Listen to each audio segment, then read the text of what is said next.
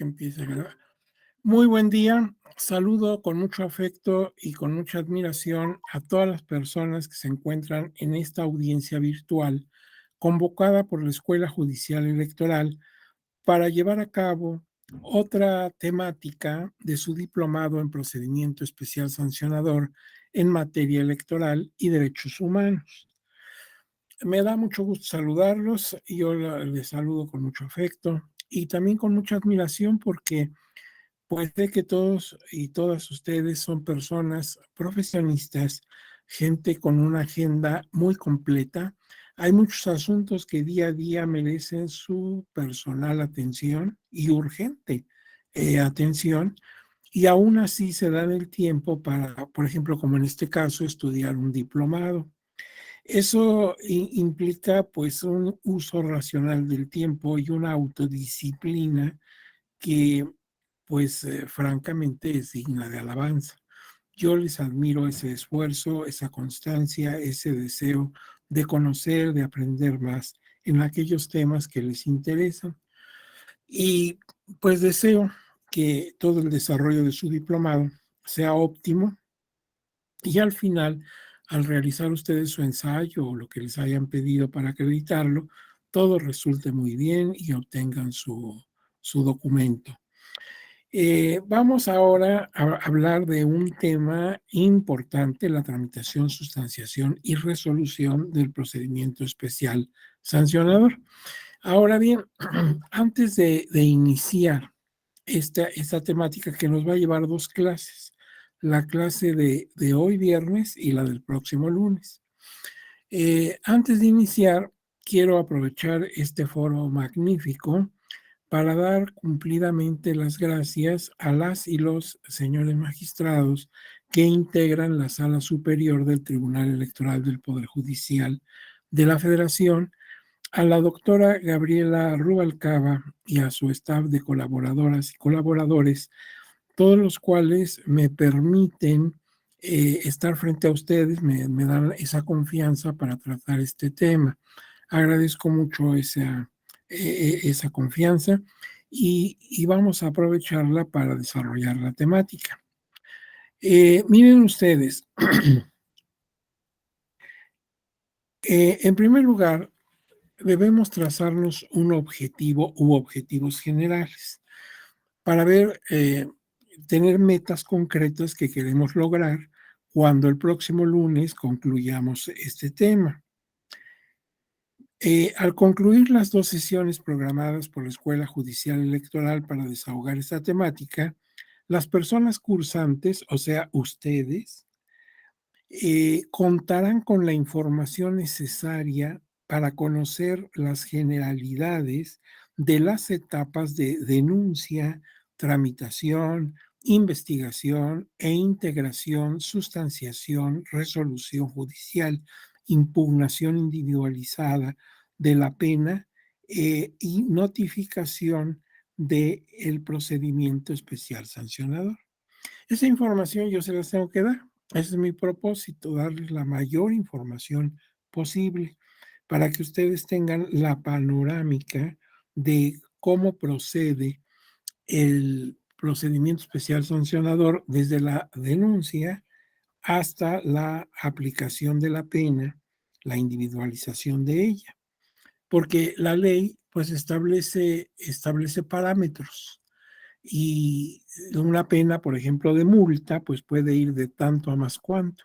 Y entonces, ¿cómo se determina exactamente en el caso concreto, cómo se determina la penalidad? Bueno, pues esto es lo que vamos a hacer, es lo que queremos lograr, darles la mayor información posible al respecto. Entonces, de acuerdo con esos objetivos que nos estamos señalando, vamos a ofrecer este temario a su consideración. Vamos a tener un temario formado por una introducción para que empecemos a hablar de la temática, para que nos ambientemos, nos ubiquemos dónde estamos parados. Y luego ya en el desarrollo de la temática, el punto uno es hablar en general del derecho sancionador electoral. A estas alturas de su diplomado, ustedes ya tienen muchas bases, ya tienen muchas ideas, mucha teoría, muchos aspectos que han tocado. Vamos a tratar de resumirlos para efectos de nuestro tema. El segundo punto es los procedimientos sancionadores. En general, todos sabemos que el PES no es el único procedimiento sancionador electoral. Hay otros, entonces vamos a dar una panorámica de los procedimientos sancionadores, en qué consisten esos procedimientos, los sujetos y sentencias que se involucran en cada uno. Luego hablaremos del procedimiento ordinario sancionador para contrastarlo con nuestro tema, con el procedimiento especial sancionador. Entonces queremos ver cuál es la característica específica del PES, pero para ello, pues podemos compararlo con el procedimiento ordinario sancionador, con el POS. Hay una situación en el procedimiento especial sancionador a través de una reforma constitucional y legal, se ha incluido para procedencia del PES los casos de violencia contra las mujeres. Este asunto es muy delicado y de urgente realización, de prioritaria realización en cuanto a su fin, en cuanto que no queremos que sucedan casos de violencia, y entonces se ha incorporado como una temática del PES. Y desde luego tiene reglas específicas.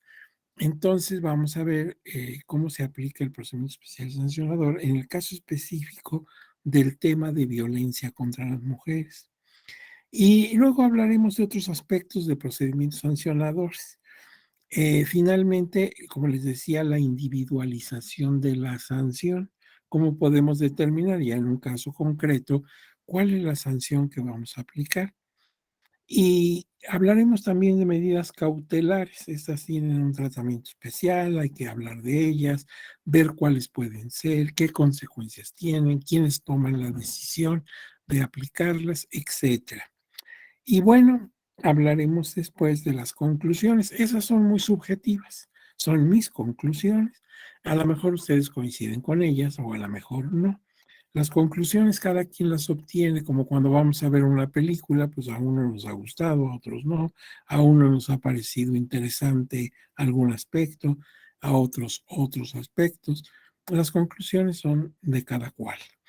Pero este es el temario que vamos a desarrollar, claro, a través de las dos sesiones. Pues empecemos con la introducción.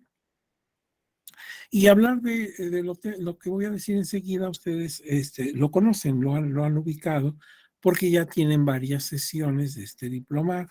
Entonces ya tienen gran información sobre esto.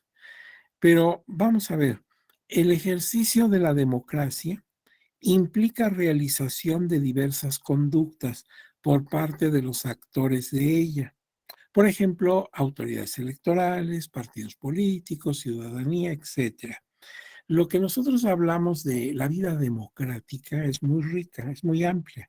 No solamente implica ir a votar el día de la jornada electoral, sino que tiene muchos aspectos. La democracia, como dice la Constitución en su artículo tercero, cuando define el sistema educativo nacional, qué características tendrá, dice, será democrático y ahí nos da definición de democracia, que la entiende no solamente como una forma de gobierno, que lo es, sino también como una forma de vida, como una forma de cultura.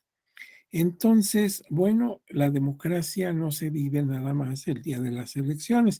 Ese es el aspecto, digamos, más visible, es el aspecto en que estamos más de frente a todos los demás personas de la sociedad y estamos ocupados todo el tiempo, todo el día, sobre la cuestión democrática y la preferencia política o electoral que vamos a decidir. Pero la democracia implica muchas acciones, muchas actividades, y estas corren a cargo, como dice aquí, pues de las autoridades electorales, de la ciudadanía, de los observadores, de los visitantes, de los partidos políticos y de muchos actores. Y entonces, al efectuar diversas actividades, estos actores pueden caer, queriéndolo o no, o sea, voluntaria o involuntariamente, en actividades ilícitas, actividades contra la ley, a veces queriendo hacerlo. Sabemos que la ley prohíbe o que la ley ordena y nosotros hemos decidido violar la norma y nos las ingeniamos para que quede cubierto o encubierto nuestro actuar. O a veces no, a veces ha sido realmente porque ignorábamos la norma, porque no nos dimos cuenta, en fin, puede haber voluntad o no, pero puede caer en ilicitud nuestras conductas. Ahora bien, frente a esto, ¿qué debe hacer la autoridad electoral? Cada autoridad, la administrativa y la jurisdiccional, claro, en el ámbito de sus atribuciones, pues debe tomar frente a esto cuatro conductas, cuatro actividades que son diferentes, pero están vinculadas íntimamente. Primero, prevenir la comisión de esas conductas. Como en todo, hay que evitar antes de responder. Esto lo hace la medicina. La medicina, por ejemplo, pues es preventiva. Y claro, si la persona haya adquirido una enfermedad, pues tenemos que reaccionar frente a ella y aliviarla. Lo mismo hace el derecho. El derecho trata de prevenir el conflicto. Y ya cuando éste ha llegado, pues entonces, bueno, resolverlo. Entonces, lo primero que debe hacer la autoridad en los ámbitos de sus atribuciones es prevenir su comisión, ver qué panorama se podría presentar y prevenirlo. La segunda actividad que tiene que desarrollar es indagar la comisión. La conducta ya se cometió, se debió haber previsto y evitado, pero finalmente se cometió. Bueno, entonces vamos a indagar, vamos a ver qué de cierto y hasta qué alcance se dio esa conducta.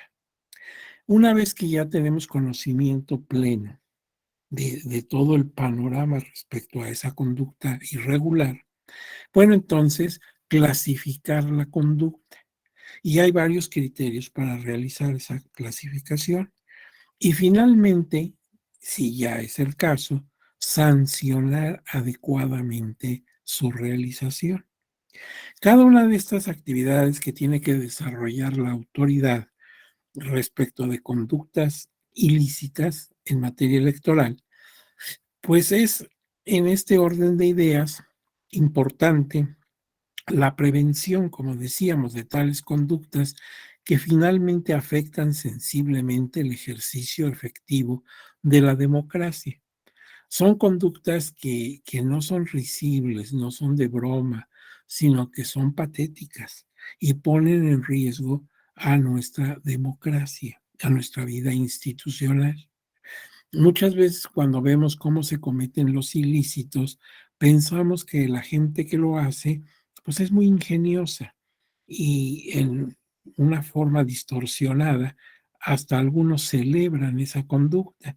Oye, pues qué ingeniosos, ¿verdad? ¿Cómo se las arreglan para no cumplir la norma o alterarla? Pero no es gracioso, es patético. ¿Por qué? Porque está atentándose contra nuestra democracia y contra nuestra libertad de expresión del voto. Entonces, estas conductas, pues sí deben primero prevenirse y tratar de evitarse. Y en caso que se lleguen a cometer, pues tomar los caminos de sanción que correspondan. Esta responsabilidad de prevenir se logra a su vez con el apoyo de cuatro circunstancias. La primera, un sistema normativo eficiente y consensado. Si no tenemos un sistema jurídico bien organizado, pues es fácil la distorsión, es fácil el engaño, es fácil la estafa a la norma, la estafa a la ley. Entonces, lo primero que debemos cuidar es que nuestro sistema normativo en materia político-electoral sea adecuada, sea actualizada, esté de acuerdo a nuestras circunstancias. Y que sea consensada significa que cuando se hicieron las reformas respectivas o las actualizaciones respectivas, toda norma tiene que ser actualizada en algún momento, haya surgido esto de una consulta amplia en la que todos los actores pudieron hablar, pudieron exponer sus puntos de vista. Pero eso es apenas un pilar en el que nos podemos apoyar. Un segundo pilar será la adecuada participación compartida según ámbitos de atribuciones de las autoridades electorales. En esto las autoridades electorales deben estar mano con mano, brazo con brazo, luchando por evitar las conductas o en su caso sancionarlas.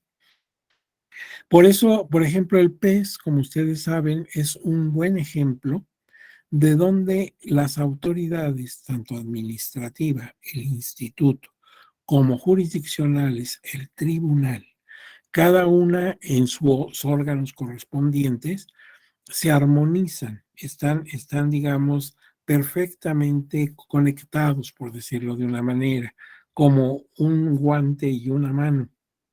Por eso se puede trabajar con rapidez. El procedimiento especial sancionador, como todos sabemos, una de sus características es que es muy breve en sus tiempos, en sus plazos de desarrollo. Los plazos se miden por horas. Entonces, para poder hacer esto, se requiere que instituto y tribunal estén perfectamente coordinados para que todo se efectúe conforme a los tiempos que marca la ley. Entonces, es importante esa adecuada comunicación, esa adecuada enroque entre una autoridad y otra. Claro, cada una en el ámbito de sus atribuciones. La tercera, el tercer pilar es la amplia divulgación de la educación democrática. Esto corresponde fundamentalmente al instituto, pero también el tribunal lo hace. Y entonces, en mensajes, en cápsulas, en spots, en folletos, en fin, utilizando todos los medios que podemos utilizar en la actualidad, pues dar conciencia a la ciudadanía de cuáles son sus derechos, cuáles son sus obligaciones y cómo debe conducirse dentro de la materia. Un pueblo que no conoce, que ignora, pues es fácil víctima conductas ilícitas porque no sabe aducir sus derechos, no sabe exactamente qué debe hacer. Entonces, la democracia debe ser conocida, debemos todos tener conciencia de qué es, para qué sirve, cómo se desarrolla. Por eso esos programas de educación democrática en general y que llegan esos mensajes lo mismo a la persona que tiene 2 posgrados que a la persona que apenas escasamente terminó sus estudios elementales, pues todos tenemos que tener una amplia información y constantemente estar repasando estos temas que nos divulgan la democracia. Y el último pilar es el fortalecimiento de la cultura de legalidad. Esto es una cosa muy difícil de lograr porque el daño tiene raíces muy profundas. Nosotros a lo largo de toda nuestra historia, esto no es de hace 8 días o del año pasado o del sexenio anterior, sino a lo largo de toda nuestra historia, hemos caído en situaciones de permisibilidad, ¿sí? De no sancionar, de permitir. Y esto nos ha llevado a tener una cultura de ilegalidad, de que la ilegalidad se vea como algo, pues, que nos dignifica frente a los demás. Esto, claro, entre comillas. Vemos al que viola la norma como un sujeto ingenioso, como un sujeto audaz, y hasta queremos seguir o imitarlo por esa audacia. Debemos cambiar totalmente a otro tipo de cultura, la legalidad. El que debe ser honrado, el que debe ser admirado, es el que cumple la norma, no el que la violenta. Porque eso es como un boomerang, ¿sí? Si tú violas la norma, pues eso afecta a ciertas personas, pero mañana me va a afectar también a mí. Entonces, el conservar el orden jurídico es algo que debe ser de interés general. Pero como se trata de situaciones que están profundamente arraigadas en la mentalidad de una colectividad, pues es muy difícil erradicar eso, pero tiene que hacerse. tiene que hacerse, porque de lo contrario, cualquier situación que tú reformes, cualquier norma que tú cambies, pues siempre habrá un antídoto, ¿sí? Cierras una puerta y hay alguien que ya tiene la llave o el santo niño para abrirla. Entonces, pues de nada sirve. Esto pasa, por ejemplo, con el procedimiento especial sancionador. Se pensó que era una forma para evitar que sucedieran irregularidades, por ejemplo, de actos anticipados de precampaña y campaña, etcétera. Pero no falta quien violente esa norma, se las ingenia. Entonces, pues siempre habrá que hacer una reforma y estamos haciendo reforma tras reforma tras reforma. Y seguiremos haciéndolas mientras no exista la cultura de legalidad. Entonces, es algo muy importante, es prioritario, aunque sus logros no se pueden ver de unos 3 días para acá. Es una lucha constante, es generacional y poco a poco hay que ir cambiando esa mentalidad. Ahora bien, la indagación de la Comisión de Conductas Ilícitas implica que las autoridades competentes puedan obrar mediante denuncia y o de oficio. Sabemos que en los procedimientos sancionadores cabe una denuncia, que es lo más usual, pero también la autoridad no está exenta de poder actuar de oficio o a una denuncia ampliarla con las indagaciones que la propia autoridad recabe a propósito de la denuncia. Ahora bien, la clasificación de la conducta realizada, decíamos, hay muchas clasificaciones. Por ejemplo, hablar de gravedad, de reincidencia, de concurrencia de conductas ilícitas, etcétera. Pero en su criterio inicial debemos clasificarla entre delitos electorales e infracciones electorales. Esto para determinar la competencia. Porque si se trata de delitos electorales, entonces es la Fiscalía de Delitos Electorales, especializada en delitos electorales, la que debe intervenir. Es una materia penal. En cambio, si se trata de una infracción, ya cabe llevar a cabo un procedimiento administrativo sancionador, como el PES. Entonces, la primera clasificación que tenemos que hacer es en esos dos ámbitos, en esas dos opciones. ¿De qué estamos hablando? ¿De un delito o de una infracción? Y bueno, sobre esto se dará la procedencia. Esto que estoy diciendo no es tan sencillo porque hay muchas conductas que caen en las dos opciones. Y entonces, bueno, se tiene que tomar la decisión de combatirlas, primero indagarlas y luego combatirlas por las dos áreas. Entonces, esto no es sencillo. Hay que hacerlo, pero no es sencillo. La sanción por la conducta realizada, además de estar debidamente motivada y fundada, pues eso obviamente todo acto de autoridad nos ordena la Constitución debe estar debidamente motivada y fundada. Entonces pasa lo mismo con la sanción, pero debe cumplir además, entre otras funciones, con la de reparar el daño causado, si es posible repararlo, hacer cesar la violación al ejercicio de derechos, por ejemplo, en el caso de la violencia contra las mujeres, bueno, pues que de inmediato cese esa amenaza o esa violencia contra ellas. Y evitar la impunidad. La impunidad es realmente un flagelo para cualquier sistema normativo. Si hay impunidad, si la persona que comete una conducta irregular sabe que no pasa nada, pues va a seguir haciendo. Es casi una invitación a que el orden jurídico no se respete. Pero no solamente la persona que cometió la falta, sino también es una incitación a quien todavía no comete una falta de que puede hacerlo porque no pasa nada. Entonces la impunidad es lo peor que puede ocurrir en un Estado de Derecho, porque permite, ¿sí? Autoriza, está prácticamente diciendo háganlo, hagan lo que no deben hacer, porque no pasa nada. Entonces es una complicidad, la propia autoridad se pone cómplice de la persona infractora, Le está diciendo: "Adelante, tú puedes, tienes carta blanca". No, la sanción, o en su caso la pena, debe aplicarse. Debe aplicarse, debe primero determinarse, claro, jurídicamente bien fundamentada y motivada, pero una vez que se ha determinado, aplicarse. Y esto induce a que pensemos que sí hay consecuencias de nuestros actos. No es gracioso, sino que va a tener una sanción.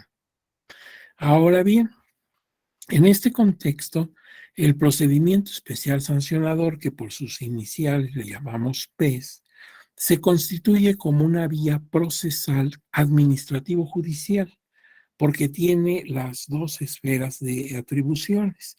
Por un lado, participa el Instituto Nacional Electoral y por otro lado, el tribunal, que conocen y resuelven en un plazo mínimo infracciones a la legislación electoral que por su naturaleza representan una situación de riesgo inminente para el desarrollo ordinario y eficiente de los derechos político-electorales de las personas, tanto físicas como un ciudadano, una ciudadana, o colectivas como un partido político.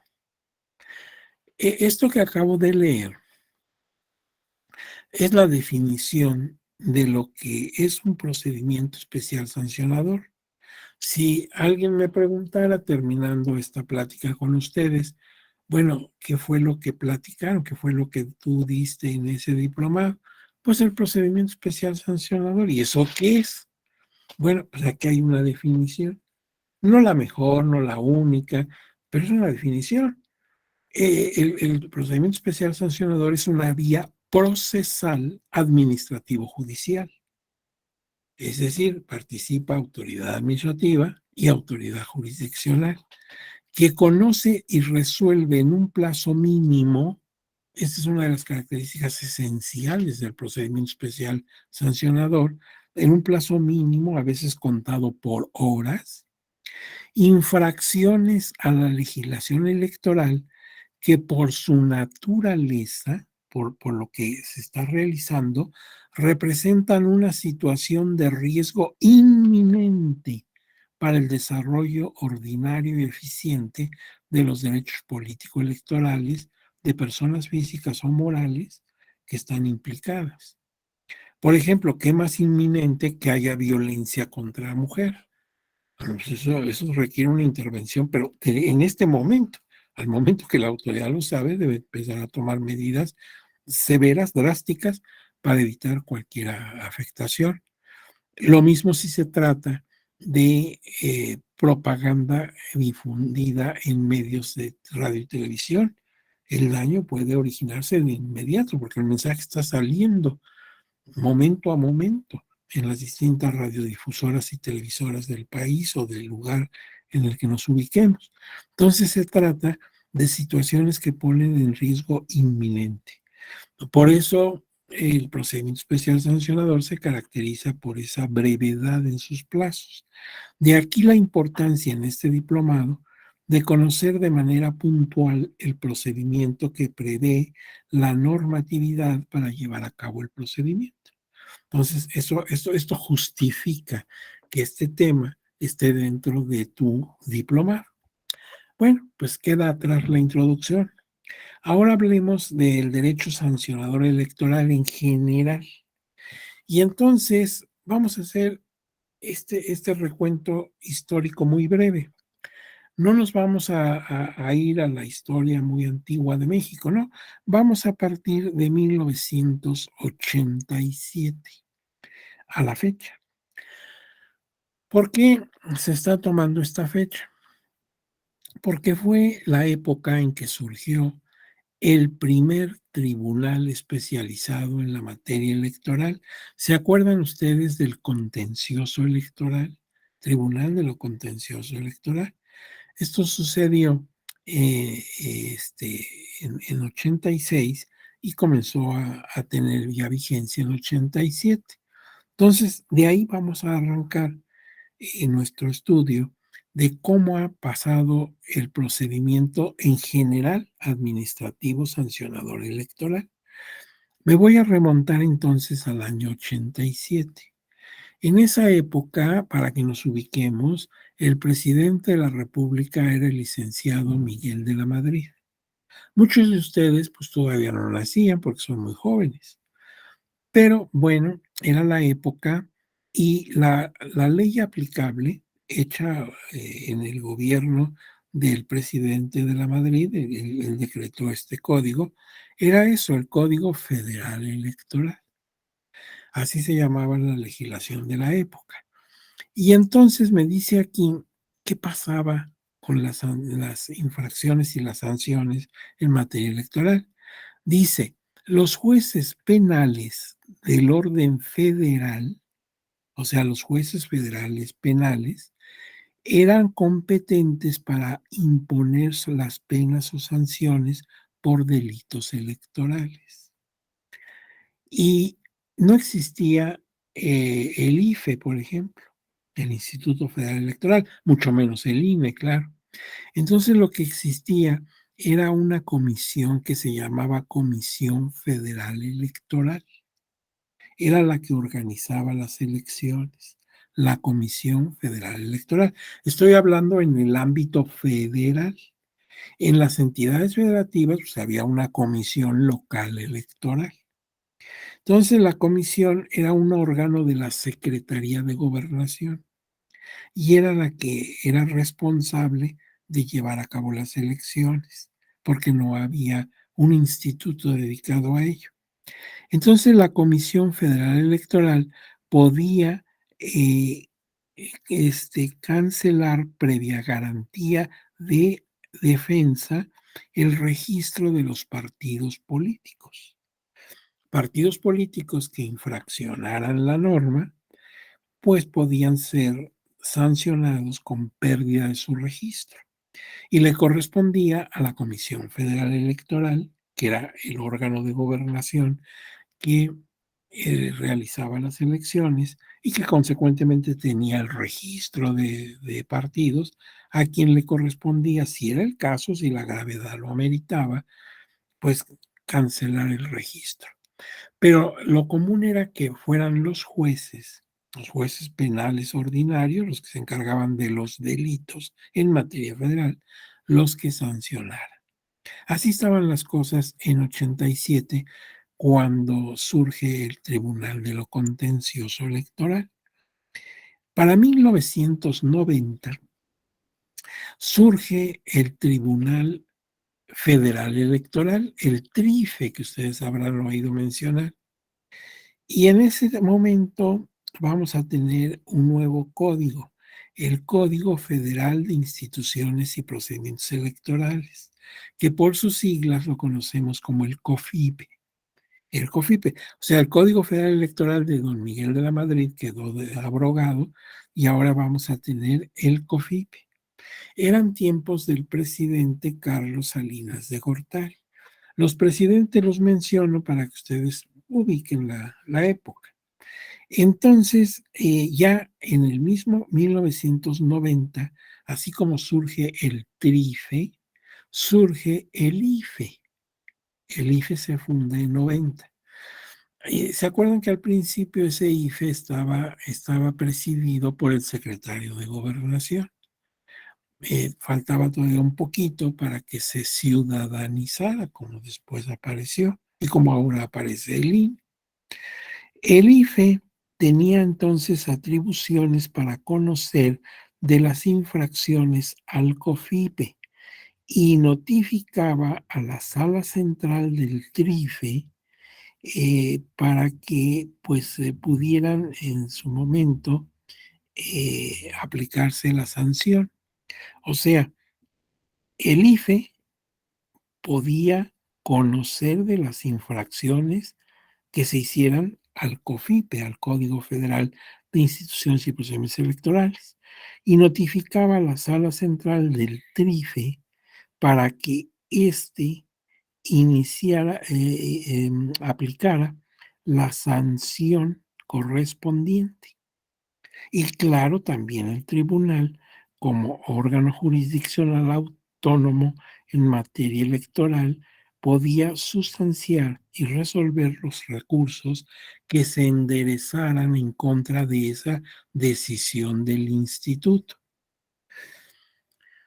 Fíjate que ese trife tenía una composición muy curiosa. Tenía una sala que no se llamaba superior, como ahora se llama la del Tribunal Electoral del Poder Judicial de la Federación, sino se llamaba sala central. Y aparte tenía sus salas regionales. Entonces, bueno, el instituto conocía las infracciones y determinaba la sanción. Entonces, el sancionado podía recurrir al tribunal, al TRIFE, apelando de esa sanción. Y finalmente, bueno, el tribunal decidía si confirmaba, modificaba o dejaba sin efectos la infracción. Esto ocurre en 90. Para el año 96, todavía con el COFIPE, el instituto tenía competencia para tramitar, sustanciar y resolver procedimientos administrativos sancionadores e imponer sanciones a partidos políticos nacionales. Y el tribunal, que ya ahora ya es el tercero, Tribunal Electoral del Poder Judicial de la Federación, conocía de las impugnaciones en contra de resoluciones dictadas en procedimientos iniciados con motivo de quejas contra partidos. Entonces ya se parece mucho a lo que ahora tenemos. Es decir, el instituto, el IFE, en aquella época, conocía y resolvía lo conducente respecto a régimen sancionador, establecía las sanciones y el Tribunal Electoral del Poder Judicial de la Federación, conocía las apelaciones que los afectados interponían quejándose de la sanción que les estaban imponiendo. Y ya saben, pues modificaba, revocaba o confirmaba la sanción. Llegamos entonces al año 2007, todavía con COFIPE. Y en este caso, con las reformas de 2007, se incluye los partidos, este, perdón, se va a ampliar las disposiciones respecto de sujetos infractores.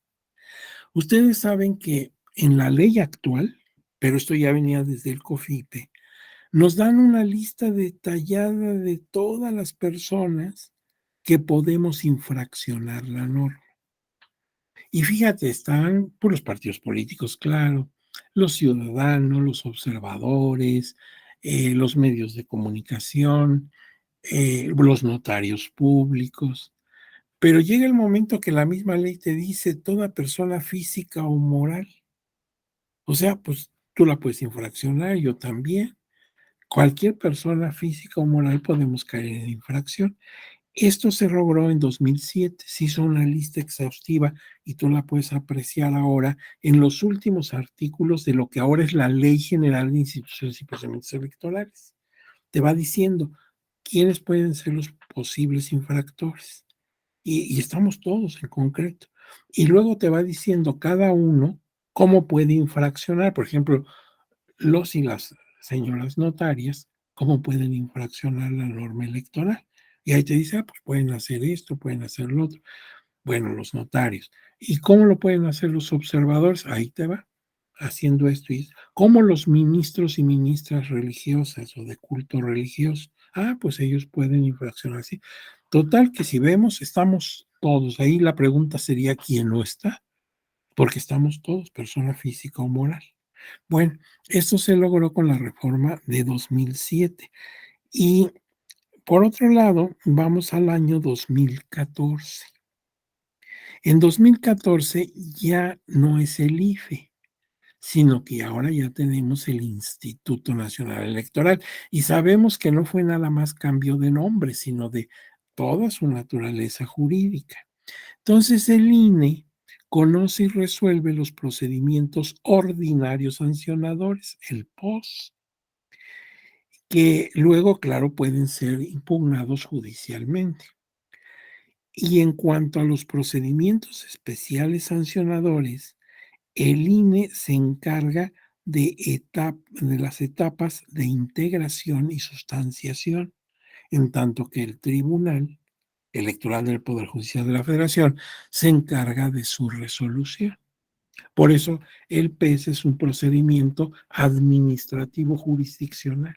Interviene autoridad judicial y autoridad administrativa. Ahora bien, ya el COFIPE queda abrogado y ahora tenemos la Ley General de Instituciones y Procedimientos Políticos. Entonces, pues tenemos el año 2014 como referencia. Entonces, en este cuadro podemos apreciar cómo paulatinamente se va profundizando en lo sancionador electoral, al grado que ahora, en términos generales, aparte de otros tipos de procedimientos, tenemos el POS y el PES.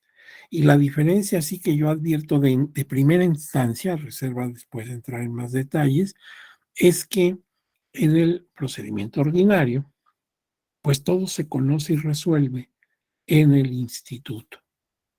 Y solamente ya en caso de apelar la decisión del instituto pasa a jurisdiccional, pero ya por vías jurisdiccionales netamente. En tanto que el procedimiento especial sancionador tiene una etapa inicial ante el instituto y la etapa de resolución es ante el tribunal. Bueno, pues es un esquema que me va mostrando cómo se caminó en el asunto.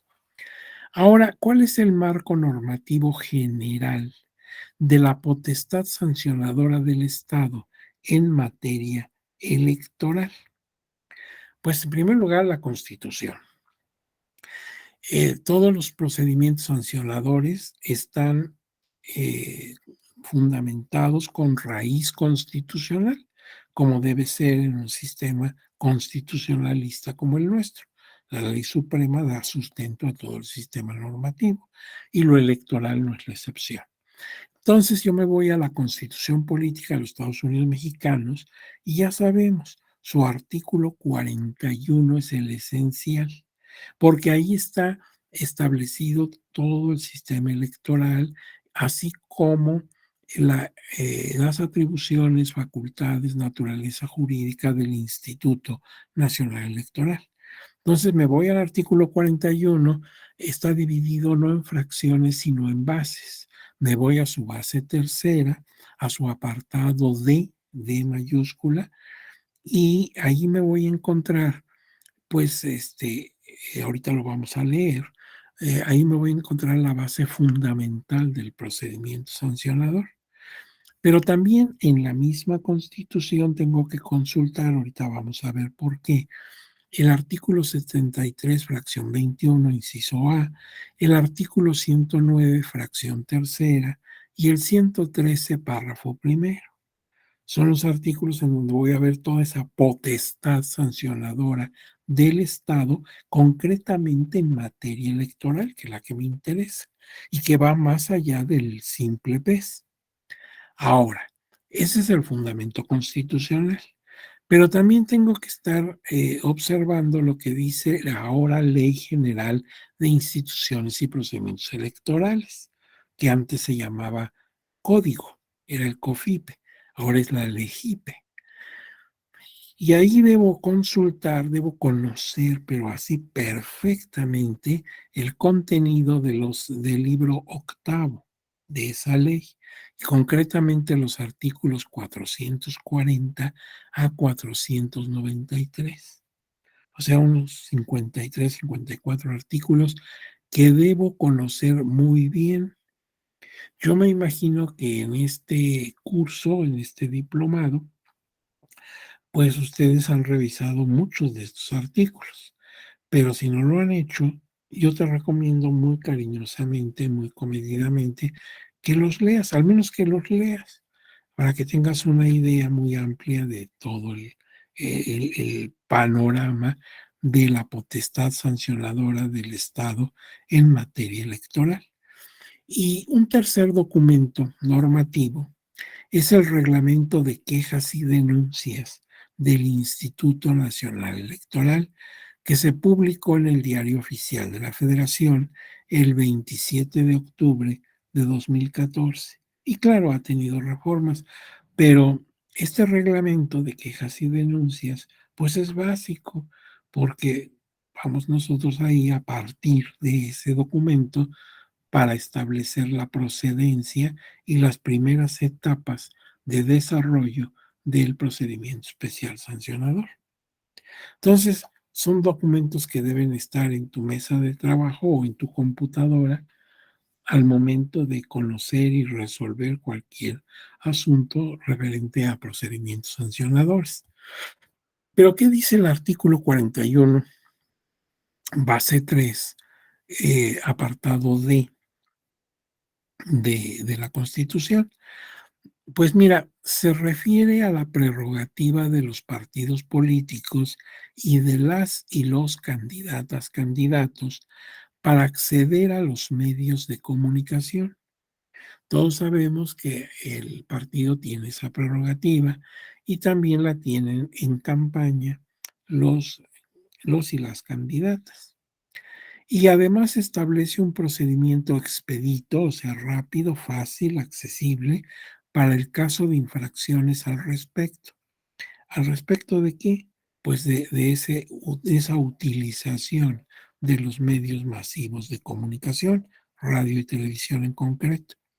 Las dos grandes etapas de dicho procedimiento quedan también, ahorita lo vamos a ver, en el artículo 41, base 3, apartado D, la administrativa para el INE y la jurisdiccional para el tribunal, así como las medidas cautelares. Por eso para nuestro tema, pues es básico. Entonces vamos a ver qué dice exactamente, qué dice en esa parte la reforma, en la Constitución, gracias a la reforma al diario oficial, publicada en el diario oficial de la Federación el 10 de febrero de 2014. Mira, dice, el Instituto Nacional Electoral, mediante procedimientos expeditos, o sea, rápidos, en los términos de la ley, pues ¿de cuál ley? De la Ley General de Instituciones y Procedimientos Electorales, la ley JIPE, investigará las infracciones a lo dispuesto en esta base, en la base 3, e integrará el expediente para someterlo al conocimiento y resolución del Tribunal del Poder Judicial de la Federación. Entonces aquí está ya diciendo, van a haber dos autoridades responsables de este procedimiento, el INE y el tribunal. Pero sigue adelante, dice, en el procedimiento, el instituto podrá imponer, entre otras medidas cautelares, como decía la lámina anterior, aquí ya se está hablando de medidas cautelares, la orden de suspender o cancelar de manera inmediata las transmisiones en radio y televisión de conformidad con lo que disponga la ley. Es una de las medidas, no la única medida, pero es una de las medidas que se pueden tomar como cautelares. ¿Qué significa? Que todavía no estamos resolviendo el asunto, pero sí hay riesgo de que cause un daño irreversible. Si se está hablando de que la propaganda que está apareciendo en radio y televisión, que se está divulgando, es contraria a las reglas de comunicación político-electoral, pues entonces hay que suspender. Después vendrá todo el estudio y a lo mejor no era necesario suspender, pero esa medida se toma para evitar que se cause un daño irreparable porque se está repitiendo cada media hora este asunto y está llegando a la conciencia de toda la ciudadanía electora y puede influir en su decisión. Y entonces cuando queramos poner remedio a esto, pues el daño ya es irreversible, que es la idea de las medidas cautelares. Todavía no resolvemos, pero por la simple apariencia, como se dice en materia judicial, por la apariencia del buen derecho. Este es un término de la doctrina española, pero que la hemos adoptado nosotros, pues estamos ante una situación peligrosa, evidentemente, y entonces tomamos esa medida cautelar. Entonces, como ves, esta parte de la Constitución es esencial, porque aquí nos está hablando ya del PES, aunque no lo menciona claro, sobre todo por ser expedito, rápido. Nos está hablando de las dos instancias que debe tener ese procedimiento, el administrativo en el INE y el jurisdiccional en el tribunal, y nos está hablando también de medidas cautelares que se pueden intentar. Ahora bien, pero habíamos citado otros artículos de la Constitución, ¿se acuerdan? Entonces, el esencial es el 41 en su base tercera, pero también citamos el 73, fracción 21. El 73 habla de las facultades del Congreso de la Unión, y dice que tiene facultades el Congreso para expedir leyes, y empieza a mencionar qué tipo de leyes, y en el inciso A dice, así como en materia electoral. Curiosamente, primero habla de las leyes para evitar la criminalidad, el crimen organizado, todo eso. Y luego dice, así como lo electoral. Esto de materia se coloca entre paréntesis porque no es en el texto de la Constitución, sino para que se entienda en esta lámina. Dice, porque dice así como electoral. Dice en materia de esto y esto, así como electoral. Bueno, esto no tendría mucho sentido, por eso se pone ese paréntesis, para que pues se dé la idea completa. ¿Y qué dice el artículo 109 de la misma Constitución en su fracción 3? Dice, los servidores públicos y particulares que incurran en responsabilidad frente al Estado serán sancionados conforme a los siguientes. Y son 4 fracciones. Bueno, quiere decir que ahí está la facultad sancionadora del Estado. El Estado puede sancionar. ¿Por qué? Porque tiene la facultad constitucional, aquí se la da el 109.3. Dice, Estado sanciona, tienes la facultad, yo te la doy, ahí está el 109.3. Ahora, ¿qué dice el artículo 113 de la misma Constitución?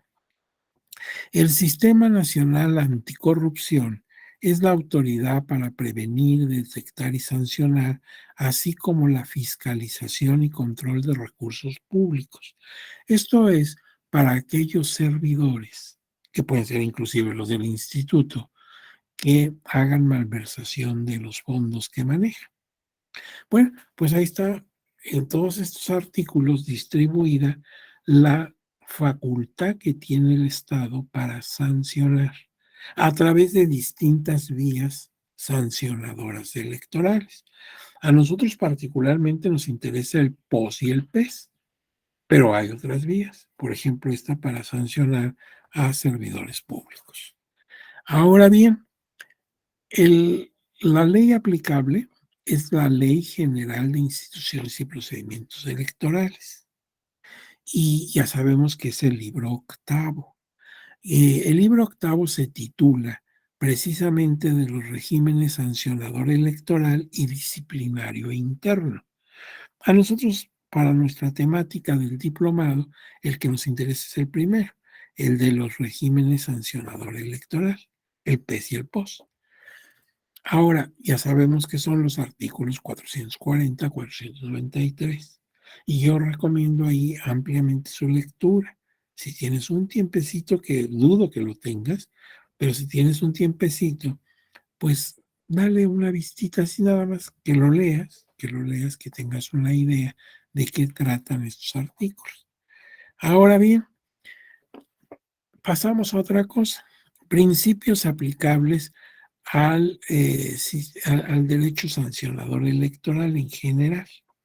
Esto seguramente lo han visto con otros profesores, nada más me voy a permitir recordárselos, porque se aplican tanto en el PES como en el POS.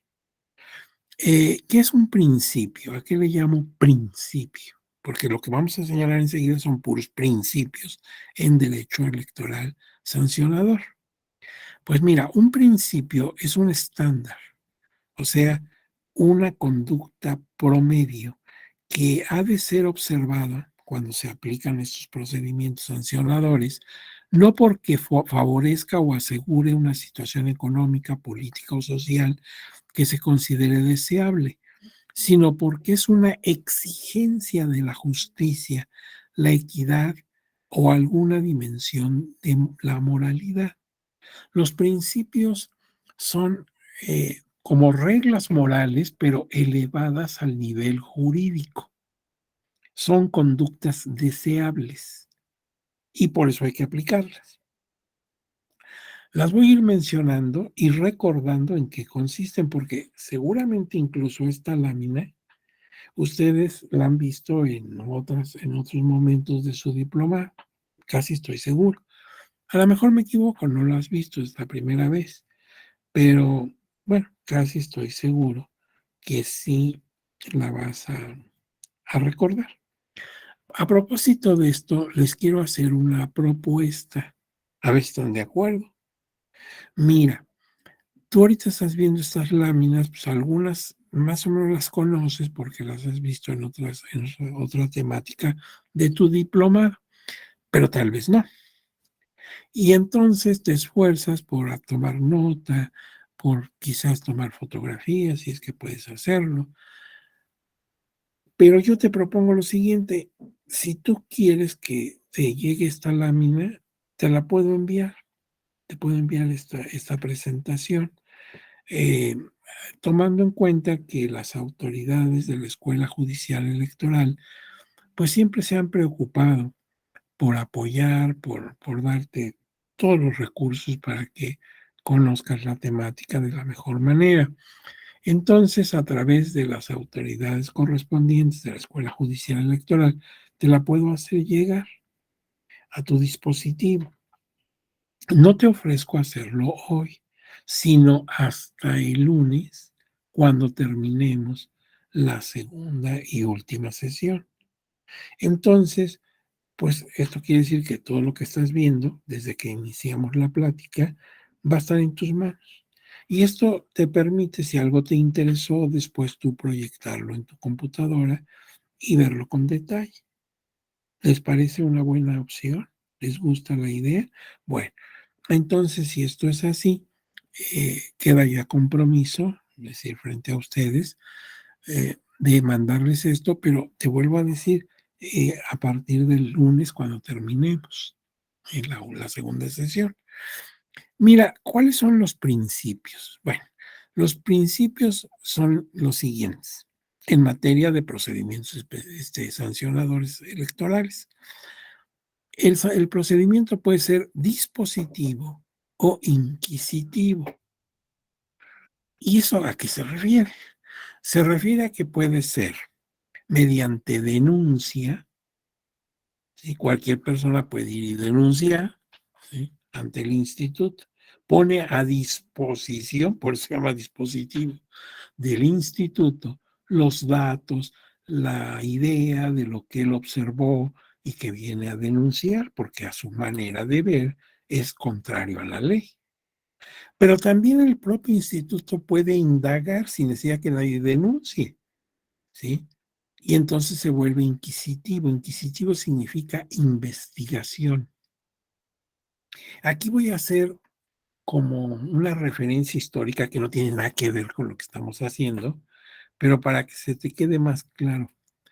¿Se acuerdan ustedes por sus estudios de historia que en la época colonial hubo un tribunal de muy triste memoria que le llamaban la Santa Inquisición, el Tribunal del Santo Oficio de la Inquisición? ¿Todos han oído hablar de la Inquisición? ¿Y por qué se llamaba Inquisición? Bueno, Inquisición viene del verbo inquisidir. Es un verbo, yo inquisido, tú inquisidas, todos inquisidan. ¿Pero qué significa eso? Indagar, investigar. Y eso era lo que hacía la Inquisición. La Inquisición tenía unos servidores, un miembro de su personal, que se llamaban familiares del Santo Oficio. Eran personas que actuaban en la vida social de la época, pues bajo la apariencia de ser gente común, comerciantes, vecinos, frailes, en fin, la gente que veías en las calles. Pero esa gente platicaba, indagaba, o sea, inquisidía, y cuando se daban cuenta que había una conducta de las que castigaba la Inquisición, pues hacía la denuncia ante el tribunal. Y cuando el tribunal decidía aprehender al sujeto implicado, ya tenía toda una indagación en torno a él. Entonces, si tú te das cuenta, se volvía juez y parte. No había una separación entre un fiscal o ministerio público que indagara y un juez de lo penal que conociera y resolviera, sino cuando la Inquisición te aprendía, cuando te decían alto en nombre de la Santa Inquisición y te detenían, ya es porque tenían todo investigado. Ya sabían que tú practicabas la brujería o que tú eras de la religión judía o cualquiera de esas conductas que ellos castigaban. Entonces, fíjate qué terror, porque primero ni siquiera te decían de qué te acusaban. Y segundo, pues tú en tu angustia, a lo mejor decías, bueno, no, no me atormenten, yo sí hice esto. Ah, también eso, porque eso no estaba en el acta. Entonces tú solito te ibas hundiendo como en un pantano, cada movimiento que hacías era mucho peor. Por eso se hablaba de la Inquisición. Bueno, eso ya ocurrió, ya pasó en la historia, todos hemos visto, incluso hasta películas donde aparece la Inquisición, pero viene a cuento porque esta palabra es jurídica. Significa entonces que el procedimiento del derecho sancionador puede ser por denuncia o puede ser por indagación que el propio instituto haga. Él mismo queda, observa una irregularidad y la pone a conocimiento de las autoridades correspondientes del propio instituto. Entonces puede actuar dispositivo y o inquisitivo. Y te pondré un ejemplo así muy a la mano. Hace 2 días, o sea, antier, la Sala Superior de nuestro tribunal confirmó una sanción muy alta que se le aplicó al partido, que se le va a aplicar al Partido Verde Ecologista de México. Porque se acuerdan ustedes que en el proceso electoral federal pasado, el del año pasado, 2021, en plena veda electoral, ya ves que no puedes hacer propaganda días antes de la jornada electoral. Los influencers, las personas que tienen estos dispositivos y que son actores, que son futbolistas y personas del mundo social, digamos, hablaban a favor del verde. Y luego, pues se demostró que recibieron un ingreso, les pagaron por eso. Pero el problema, pues, es que se hizo en tiempos de veda y que el partido no reportó esos gastos que hizo. Entonces, por un lado hubo denuncia, la denuncia de algunos partidos que dijeron, mira, está haciendo propaganda en tiempos no, de veda a través de las redes. Pero aparte de la denuncia, el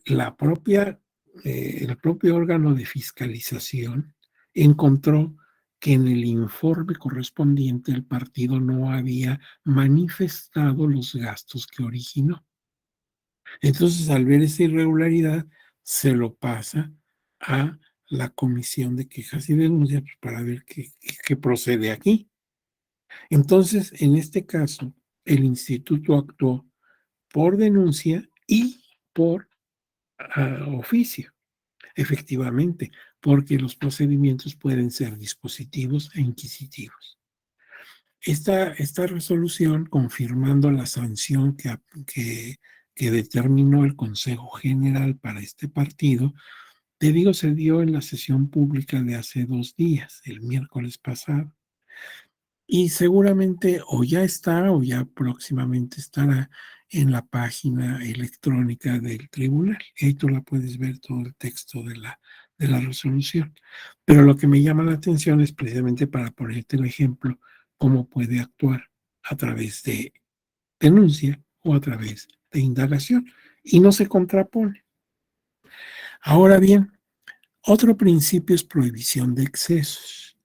La indagación y todo esto va a necesitar, pues, citar a personas, verificar documentos contables, todo eso se tiene que hacer, pero hay que hacerlo en la medida que se requiera, prohibiendo excedernos en ello. Simplemente molestaremos a los particulares en lo que sea necesario estrictamente. Otro principio es la tipicidad. Si en esta audiencia, como me imagino, hay abogados, muchos abogados, abogadas, pues van a entender inmediatamente qué es la tipicidad, porque es un aspecto fundamental del derecho penal. Tipicidad implica que la conducta que realizamos quede encuadrada perfectamente en la descripción del delito o en el caso de que, como estamos hablando, de la infracción. Entonces, lo que yo realicé debe estar descrito puntualmente en la ley. O sea, se llena el tipo. Tengo el tipo como un molde y mi conducta queda perfectamente dentro de ese molde. Esa es la tipicidad. Y la exhaustividad implica que la indagación que se haga debe cubrir todas las opciones posibles. No debe quedar nada sin indagar, sin en forma completa llegar a la conclusión de que se cometió o no la conducta que es irregular. La legalidad, bueno, pues que esté apegado a los principios de la ley. Y la concentración quiere decir que si hay denuncias de varios aspectos, pero se dan en el mismo, al mismo infractor y por la misma causa, pues concentremos los expedientes para evitar decisiones que pueden ser hasta contradictorias. Por otro lado, inmediatez, que eso es algo importante. Los procedimientos deben ser tanto, incluso el POS y sobre todo el PES, pues de plazos breves. No tiene caso que vengas a infraccionar algo que ya ocurrió pues, hace muchísimo tiempo. Ya no tendría el efecto. Y la celeridad, es decir, ahí la autoridad tiene que actuar de manera rápida. No podemos dejar un expediente ahí en un cajón. Y por otro lado, otros principios son, por ejemplo, algunos vienen desde la época del derecho romano, por eso hasta se escriben en latín. Por ejemplo, la irretroactividad de la ley, el non reformatio in pecus, o sea, el no reformar en perjuicio. La norma no se puede aplicar retroactivamente en perjuicio de persona alguna. Ese es un principio del derecho que viene desde muy antiguo. La presunción de inocencia, que también ya se presentaba en el derecho romano, por eso se habla en latín indubio pro reo, en caso de duda a favor del reo. La presunción de inocencia es muy importante. Lástima que en una sesión como esta, que vamos muy deprisa, pues no nos podemos detener mucho, pero fíjate una cosa importante. Esto forma parte de la cultura de legalidad.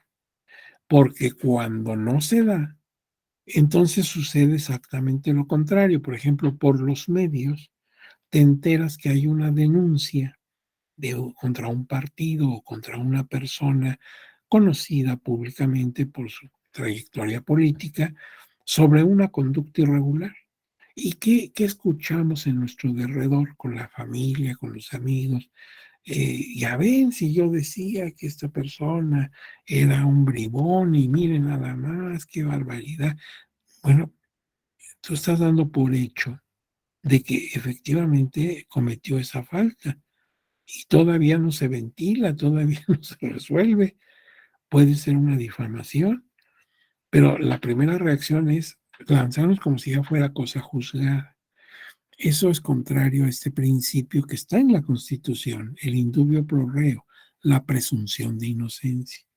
Y México además ha firmado con varios estados y con agrupaciones internacionales tratados y los ha ratificado, por consecuencia ya forman parte del sistema jurídico nacional, en donde precisamente se debe aplicar el principio de indubio pro reo.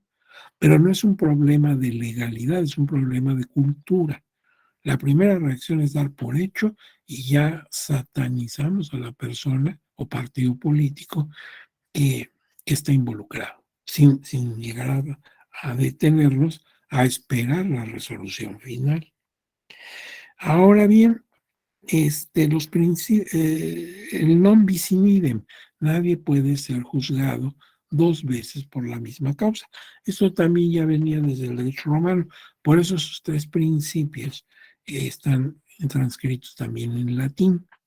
Los principios contenidos y desarrollados por el derecho penal, esto que dice en este recuadro, esta lámina es muy importante, le son aplicables mutantis mutandi, o sea, adecuándolos al derecho administrativo sancionador electoral, porque ambas son manifestaciones del ius puniendi estatal. Estos principios deben adecuarse en lo que sean útiles y pertinentes a la imposición de sanciones administrativas y siempre que no se opongan a las particularidades de esta. Esto lo dice una tesis del Tribunal Electoral del Poder Judicial de la Federación. O sea, es muy diferente el mundo de la infracción que el mundo del delito, totalmente diferentes. Sin embargo, dice aquí esta tesis del tribunal que los principios que se aplican en el derecho penal también se pueden aplicar en el administrativo sancionador electoral, desde luego ajustándolos, arreglándolos a la realidad que es diferente. Por ejemplo, la tipicidad. La conducta, igual que en el delito, debe adecuarse exactamente a la descripción de la norma, lo que la norma dice que considera conducta irregular. Entonces debe encuadrar perfectamente, entrar como guante dentro de la conducta que se realizó. Esto sucede en el derecho penal y bueno, podemos aplicarlo al caso administrativo sancionador, es un ejemplo. Eh, por otro lado, habla del ius puniendi, está en latín. Si yo lo paso al español, diría derecho a penar o a imponer penas. Ius es derecho. Entonces el Estado tiene el ius puniendi, o sea, el derecho de penar o de aplicar penas. Consecuentemente también sanciones. El que puede lo más, pues puede lo menos. Si puede aplicar penas, fácil que pueda aplicar infracciones. Nada más que debe acotarse una cosa. Aunque dice derecho a penar, no es un derecho, sino es una facultad, porque los derechos son de las personas, físicas o morales, de los gobernados. Tú, ella, yo tenemos derechos, como también los tienen los partidos políticos, por ejemplo. Los derechos los tenemos las personas físicas o morales. Las autoridades, como el Instituto Nacional Electoral, como el Tribunal Electoral del Poder Judicial de la Federación, tienen atribuciones o facultades, pero no derechos. Entonces, el nombre que viene desde el derecho romano de ius puniendi y que textualmente dice derecho a penar, pues no es un ius, no es un derecho porque el Estado no tiene derecho ninguno. Lo tenemos los gobernados. Ahora bien, pasamos a los procedimientos sancionadores electorales. En general, mira, ¿cómo se pueden definir los procedimientos sancionadores? Por ejemplo, el PES y el POS en conjunto. Pues pueden definirse como la secuencia de actos, trámites y diligencias realizados por la autoridad administrativa electoral competente para conocer y sustanciar y en algunos casos resolver acerca de las irregularidades en que hubiesen incurrido los sujetos obligados, en los términos de la legislación electoral aplicable. ¿Por qué se dice en algunos casos? Porque, pues, en otros resuelve la autoridad jurisdiccional, como es el caso del PES. En el POS, todo lo hace el instituto. Y ya solamente en apelación, pero ya en otro procedimiento, podemos recurrir al tribunal para que se combata la resolución del instituto.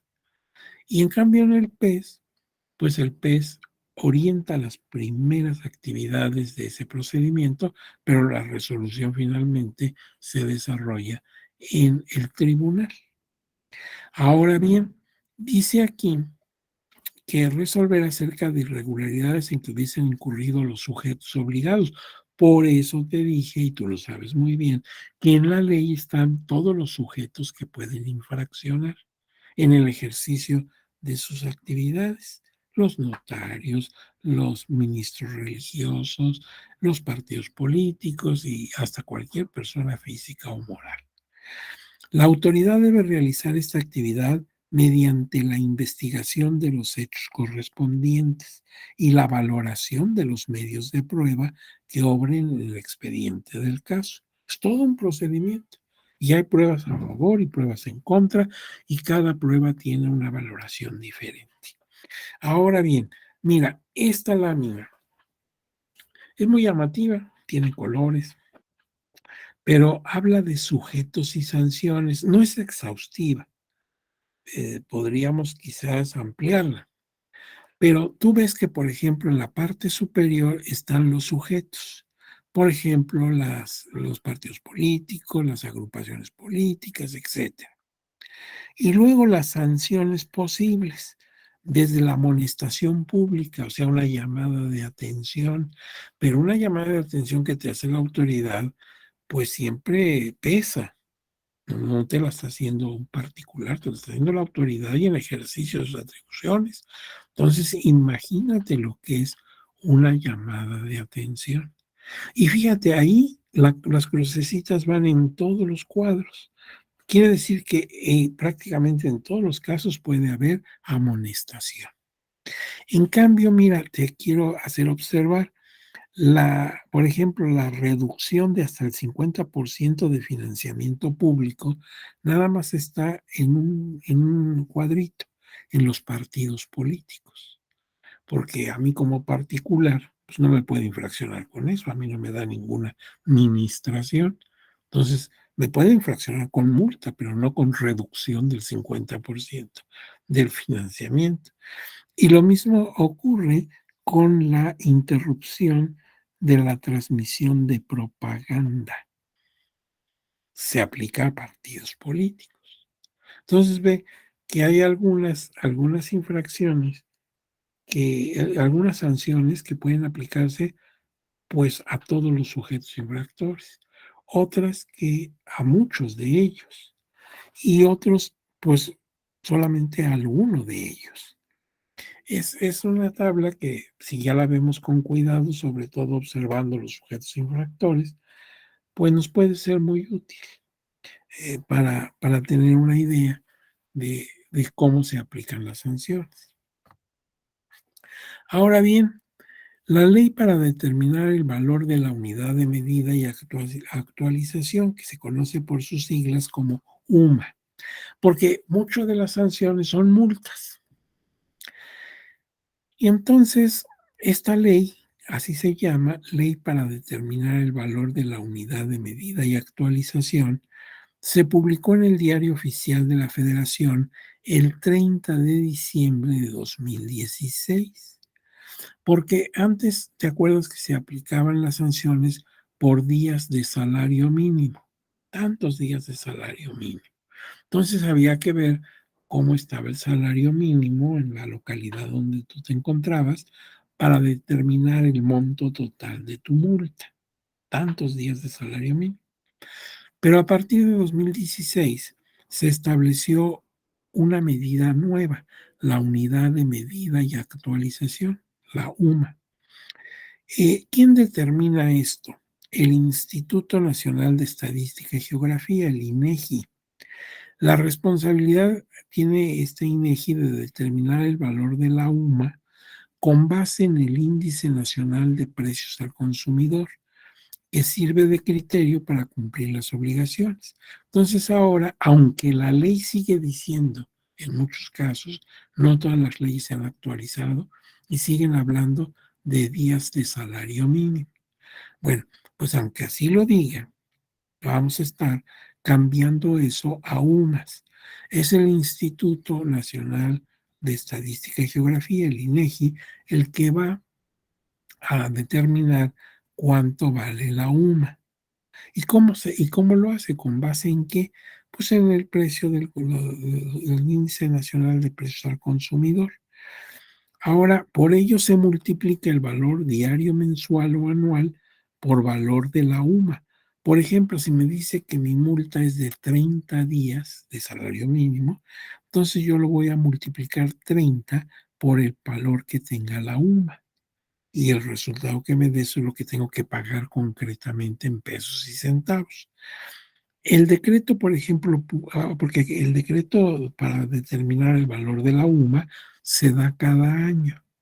Entonces, en este año 22 que estamos viviendo, el decreto correspondiente se publicó en el Diario Oficial de la Federación el 10 de enero de este año, el 10 de enero de 22, y fijó el valor diario de la UMA para el año 22, todo el año 22, en 96.22 pesos, moneda nacional. Entonces, si tú me estás aplicando 30 días, tendría yo que multiplicar 96.22 por 30 y lo que me resulte será lo que, bueno, finalmente voy a tener que pagar.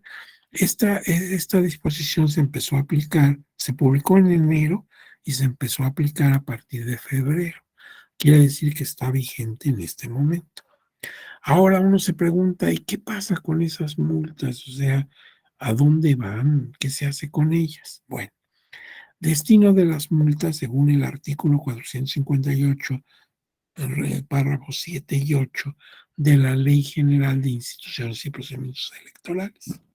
Dice, las multas que aplica el INE con o sin impugnaciones ante el tribunal, porque claro, el instituto me puede multar, puede determinar que se me multe, porque infraccioné como ministro de culto religioso, como notario, como partido político, como lo que quieras. Pero yo puedo apelar, puedo interponer un recurso ante el tribunal. Bueno, pero al margen de que lo interponga o no lo interponga, una vez que ya causa estado, que ya quedó firme, esa multa se destina al Consejo Nacional de Ciencia y Tecnología, el famoso CONACYT. Esto sí es a nivel federal. Si estamos en una entidad federativa, en Nuevo León, Tamaulipas, pues puede allí haber un instituto que tenga las características del CONACYT. Se pagan en la dirección, las multas en la dirección ejecutiva de administración del instituto y en caso de incumplimiento se dará vista a las autoridades hacendarias para su cobro. O sea, que en caso que yo no pague, no acuda a la ventanilla respectiva, entonces se da parte a las autoridades de Hacienda porque se va a asimilar a una carga fiscal, va a tener ese mismo peso. Si se aplican estas multas a partidos políticos, el instituto tiene la facultad de restar la cantidad de los rubros del financiamiento público que se les suministra. Es decir, por ejemplo, el partido político recibe cada mes una administración. Bueno, pues lo vamos a restar lo correspondiente para que termine pagándolo. Por eso en el cuadrito donde estaban los colores veíamos quitar el 50%, etcétera. Bueno, pues eso a los partidos políticos.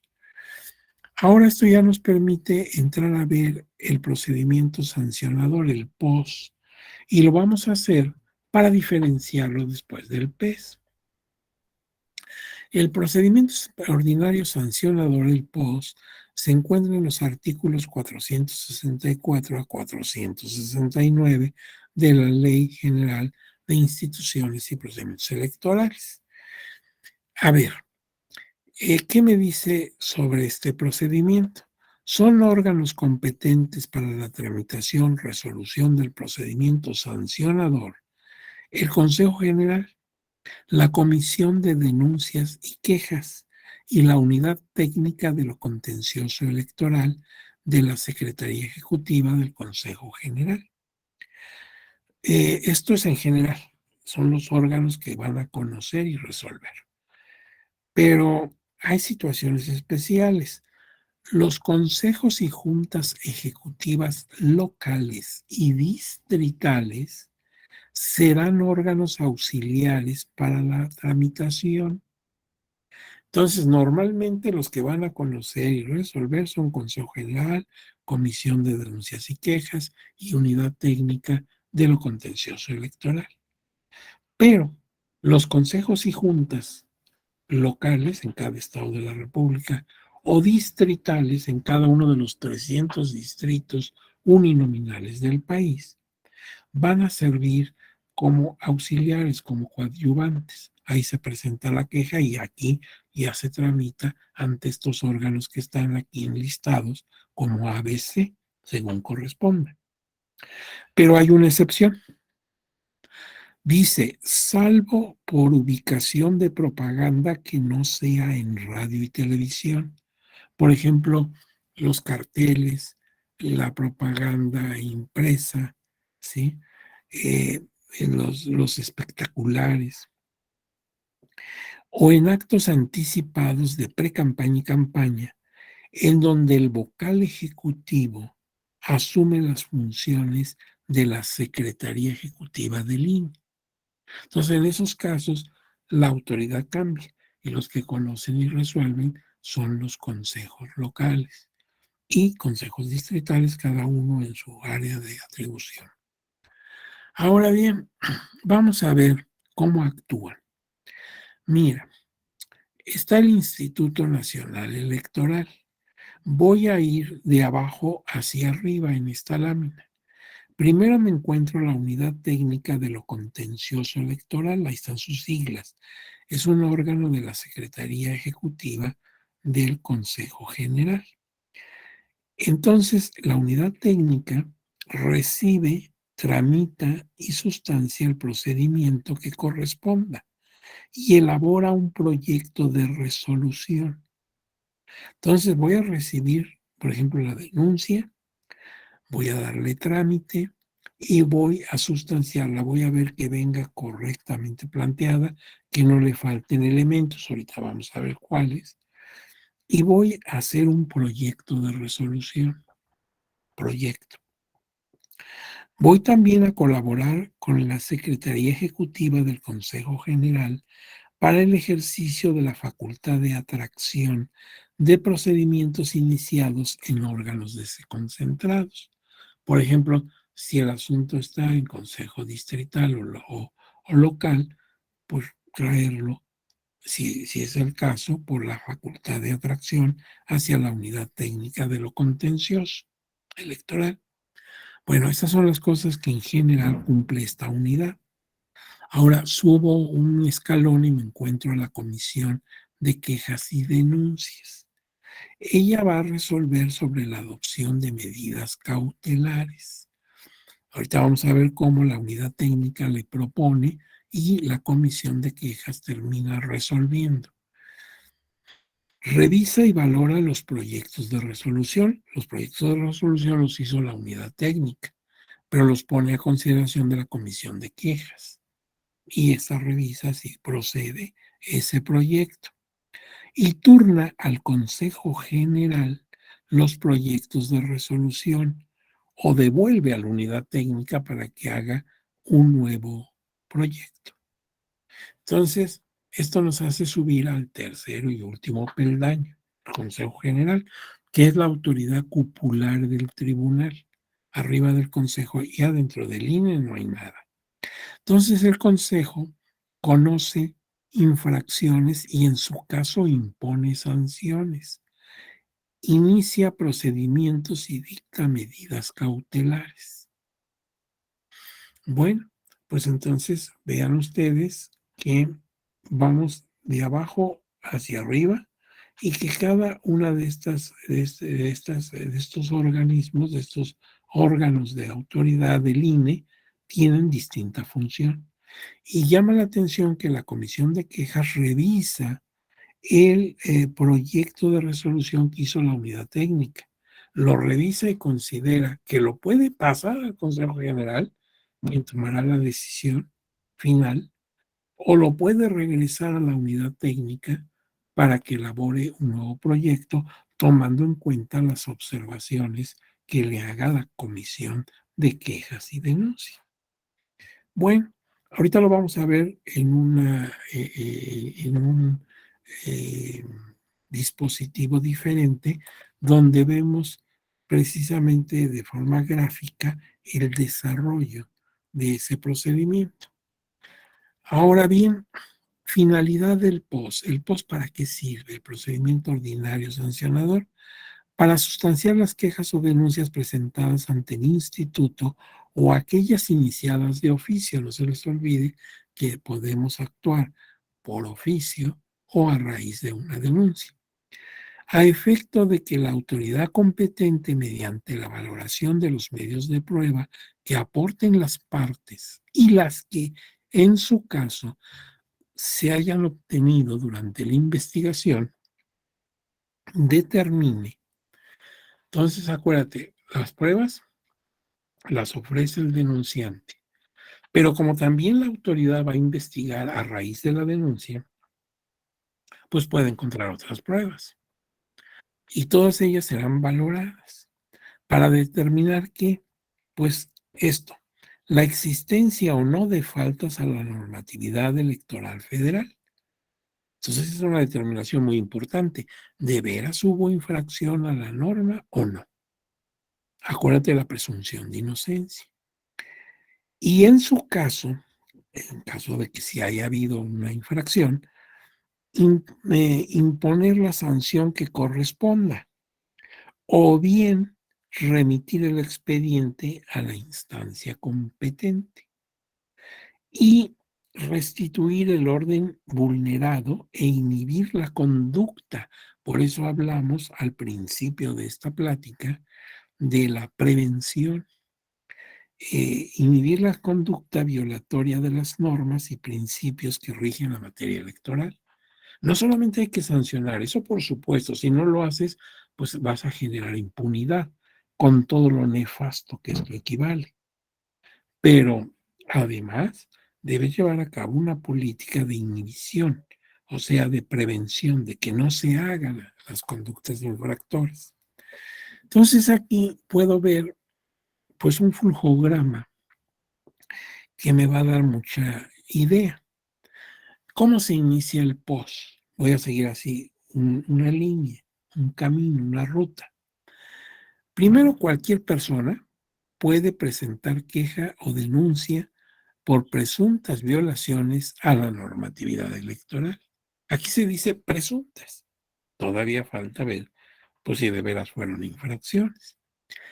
Y podrán presentar quejas o denuncias por escrito o en forma oral o por medios de comunicación electrónica. Se te da todas las facilidades según lo que tengas a la mano o como tú quieras actuar denunciando. ¿Qué requisitos debe presentar tu denuncia? Nombre completo del quejoso o denunciante, firma autógrafa o huella digital, domicilio para oír y recibir notificaciones, documentos necesarios para acreditar la personería. Luego, tener interés jurídico. Esto es muy importante y quienes son abogados o abogadas en esta audiencia me lo entienden muy bien. Las personas que no tienen esta profesión quizás no les quede claro, pero interés jurídico me lo van a pedir en toda actuación judicial, en toda, sea de materia agraria o fiscal o como en este caso electoral. ¿Y qué significa interés jurídico? Que lo que se está o lo que se va a resolver y ahí en ese procedimiento afecte mi esfera de derechos. Afectar quiere decir en bueno o en malo. Por ejemplo, si tú dices que este terreno es tuyo y yo digo que no es cierto, que es mío, por lo que se resuelva en ese procedimiento ante la autoridad civil competente, ante la autoridad jurisdiccional civil, pues me afecta, tanto si me reconocen que yo soy el propietario, como si reconocen que el propietario eres tú. Entonces me afecta para bueno o para malo, entonces tengo interés jurídico. Pero si soy el vecino o otra persona, pues no me afecta en nada, porque el terreno no es mío ni nunca va a ser mío. Entonces ahí carezco de interés jurídico. Entonces lo que me van a pedir en toda actuación procesal es que yo tenga interés en la cuestión, que se afecte, para bien o para mal, algún derecho mío. Por otro lado, la narración expresa y clara de los hechos. ¿Qué es lo que vienes a denunciar? ¿Qué pasó? De ser posible, los preceptos presuntamente violados. Se violó en mi contra estos y estos y estos artículos de la ley. Ofrecer y aportar pruebas de lo que tú estás diciendo o mencionar las que deberán aportarse, requerirse, porque a lo mejor tú las has pedido a la autoridad y no te han sido entregadas. Entonces, si tú eres el denunciante, dices, vengo a denunciar esto y con toda claridad, pasa esto y esto con tal fecha, en fin, todos los datos que puedas aportar. Y enseguida tus pruebas, ¿sí? Por ejemplo, documentos pues, que respalden lo que tú estás diciendo que ocurrió. Hay pruebas que las tienes, pues, entrégalas junto con tu escrito. Hay otras que a lo mejor no las tienes en ese momento, pero las vas a entregar en un tiempo racional dentro de la presentación. Y hay otras que tú no tienes, pero las pediste a la autoridad correspondiente. Por ejemplo, se las pediste a la Junta Distrital, pero no te las han entregado. Tienes el documento donde pediste oportunamente y no te las han entregado. Entonces estas, pues le pides a la propia autoridad donde estás presentando tu escrito que ella requiera a esa junta distrital, en mi ejemplo, para que entregue las pruebas. Ya no a mí, sino que a ti, para que se anexen al expediente. Ahora bien, dice que en caso de que se omita requisitos de los que están aquí señalados, la unidad técnica de lo contencioso electoral deberá prevenir al denunciante para que subsane la omisión en 3 días improrrogables. Por ejemplo, no dijo en dónde va a dar su domicilio para oír notificaciones. Bueno, pues ven a aclarar eso y te vamos a dar 3 días a partir de que se te notifique para que rápidamente nos des esa información. Ahora, prescripción, admisión o desechamiento de tu denuncia. La facultad de la autoridad electoral para el conocimiento de las faltas y la aplicación de sanciones administrativas prescribe en el término de 3 años contados a partir de la comisión de los hechos o que se tenga conocimiento de los mismos. La Unidad Técnica de lo Contencioso Electoral cuenta con un plazo de 5 días para emitir el acuerdo de admisión o la propuesta de desechamiento. Entonces llega la denuncia y podemos hacer 2 cosas: admitirla y darle trámite o desecharla. Y tenemos 5 días ahí en la Unidad Técnica de lo Contencioso Electoral para resolver al respecto. ¿Cuál de las 2 opciones? Admitir o desechar. Pero para poder desechar, ¿cuáles podrían ser las causas para ello? Primero, si la denuncia se concreta a violaciones de la normatividad interna de un partido político o que no se acredite su pertenencia a un partido político o su interés jurídico. Si se da cualquiera de estas causas, pues no corresponde a una denuncia ante el tribunal en vía de procedimiento ordinario sancionador. Entonces, pues hay que desecharlo. O bien que no se agoten las instancias previas en el partido político. si tú debiste primero acudir a la instancia del partido. En caso de que no has agotado esa instancia, no cabe tu denuncia por actos o hechos imputados a la misma persona que hayan sido materia de otra queja o denuncia y ya se cuente con resolución del Consejo General sin impugnación ante el tribunal, o que sí se dio la impugnación, pero el tribunal confirmó lo resuelto por el Consejo. Entonces ya no cabe otro procedimiento. Y si son actos que no son de la competencia del tribunal o lo denunciado no constituye violaciones a la ley. Bueno, pues en este caso el instituto dice: oye, esto no es mío, no soy la autoridad que debe conocer esto. A lo mejor esto lo debe conocer directamente el tribunal. Si, por ejemplo, si se trata de un juicio para la protección de los derechos político-electorales del ciudadano, no soy yo quien debe conocerlo, sino que tienes que ir al tribunal con un JDC.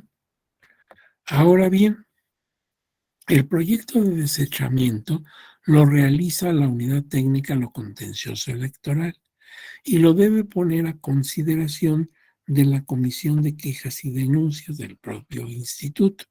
Y si esta autoridad está de acuerdo, lo pasa al Consejo General para su aprobación. Entonces, en última instancia, quien va a aceptar ese desechamiento es el Consejo General, porque tanto la Unidad Técnica de lo Contencioso Electoral como la Comisión de Quejas y Denuncias son órganos que auxilian, que incluso hacen proyecto, pero no resuelven, sino que finalmente el que resuelve es el Consejo General. Esto está en el artículo 469.3, inciso A de la ley correspondiente.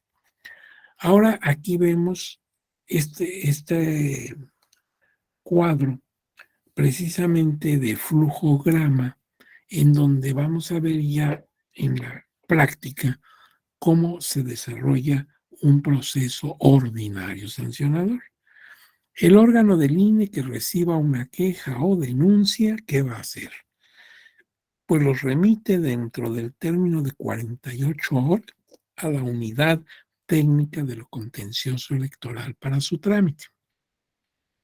Entonces yo lo recibo y lo envío en un término máximo de 48 horas a la unidad técnica. Ahora ya llegó a la unidad técnica.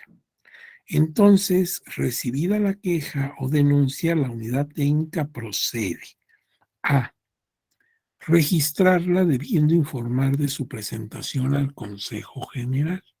Acuérdate que el Consejo General es el órgano supremo y es el que finalmente va a resolver. Entonces hay que avisarle: acaba de llegar una denuncia en tal sentido. Entonces se lo enviamos, le avisamos al Consejo General. Una vez que, si yo lo mando para allá, pero paralelamente reviso y analizo para determinar si debe prevenirse al quejoso. Por ejemplo, le falta un elemento que puede subsanar. Entonces acuérdate que le aviso para que subsane y tiene un plazo máximo de 48 horas para subsanar lo que le faltó. O puede que no le falte nada. Analizar para determinar su admisión o desechamiento. Acuérdense que tiene 5 días para pronunciarse al respecto.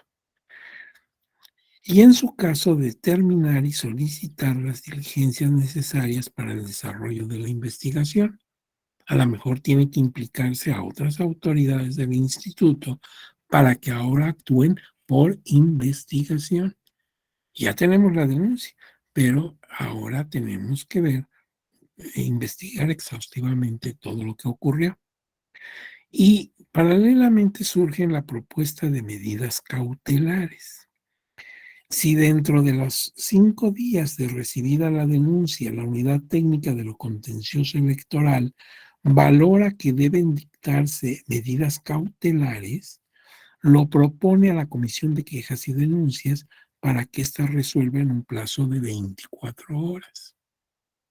Entonces, como son medidas cautelares, deben ser rápidas, porque de lo contrario, pues el problema se puede volver más agudo y causar daños irreversibles. Ahora, la unidad técnica, vamos a pensar que ya se admitió la queja. La unidad técnica de lo contencioso electoral dictará de inmediato las medidas necesarias para dar fe de los hechos denunciados e impedir que se pierdan, destruyan o alteren las huellas o vestigios y en general para evitar que se dificulte la investigación. Si no vaya a ser que alguien esté interesado en sustraer documentos, en destruirlos, etcétera. Emplazará al denunciado, quien tendrá un plazo de 5 días para contestar. De no hacerlo, perderá su oportunidad de ofrecer pruebas. Acuérdate que hay dos partes, uno que denunció y el otro que es denunciado. Y el denunciado no ha ofrecido pruebas. Bueno, en principio no estaba enterado que lo habían denunciado. Entonces hay que emplazarlo para que conteste lo que a su derecho convenga y en su caso aporte las pruebas que sean de su beneficio. La contestación de esa persona denunciada deberá señalar el nombre del denunciado o su representante con firma autógrafa o huella digital, referirse a los hechos que se le imputan, señalar domicilio para oír y recibir notificaciones, ofrecer y aportar pruebas. Aquí estamos viendo el otro lado de la moneda, el denunciado. Tenemos que escucharlo. Él tiene también sus argumentos. Nada más que cuando lo señale en su documento de contestación, debe referirse a lo que le están imputando, no a otras cosas. No distraer la atención hablando de otras cosas. Se te está imputando esto concretamente. Responde a eso. O sea, no lo hagas con ideas políticas. Es que se trata de enemigos del partido, es que, no, no, no, se están diciendo una cosa concreta. Pues, contesta eso. Eso, ¿qué contesta? Si lo hiciste, no lo hiciste, no es así exactamente, sino es de otra manera. O sea, contesta lo que a tu derecho convenga y ofrece pruebas de lo que estás diciendo. La unidad técnica de lo contencioso electoral cuenta con 40 días para realizar una investigación sobre los hechos que podrá ser ampliado en forma excepcional por un periodo igual, o sea, por otros 40 días.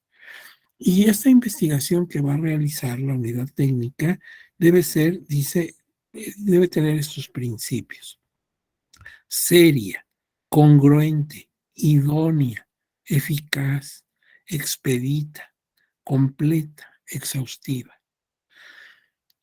De todos estos principios, en la ley queda muy claro cada uno, exceptuando de la seria. Yo no sé, la ley así lo dice, debe ser seria, pero pues podría no serlo. O sea, ¿qué entendemos por seriedad? Pues si es una institución, porque en el fondo es el Instituto Nacional Electoral, pues no creo que el Instituto Nacional Electoral haga cosas que no sean serias. Entonces me causa un poquito de extrañeza ese principio, pero está. Lo de congruente, pues sí, es obviamente que vaya sobre los hechos que se han denunciado o que se han investigado, que sea adecuada, idónea, eficaz. Todo eso queda rápida, expedita, completa, exhaustiva. Esos principios no necesitan mucha explicación.